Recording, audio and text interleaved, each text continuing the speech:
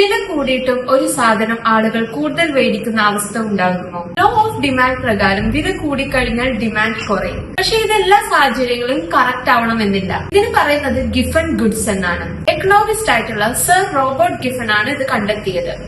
Giffen goods ആവാൻ 3 കാര്യങ്ങൾ വേണം. അതൊരു ഇൻഫീരിയർ ഗുഡ് ആയിരിക്കണം. കുടുംബത്തിന്റെ വരുമാനത്തിൽ അതിന്റെ പങ്ക് കൂടുതലായിരിക്കണം. വേറെ വില കുറഞ്ഞ സബ്സ്റ്റിറ്റ്യൂട്ട് ഒന്നും ഈ ഗുഡിന് ഉണ്ടാവാൻ പാടില്ല.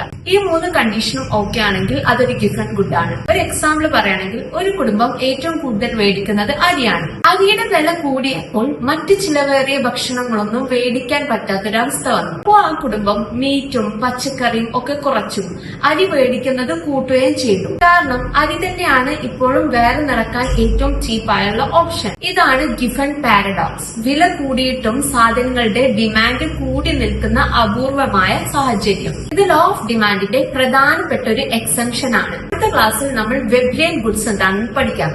മിസ് ചെയ്യാതിരിക്കാൻ ഫോളോ ചെയ്തു വെച്ചോളൂ.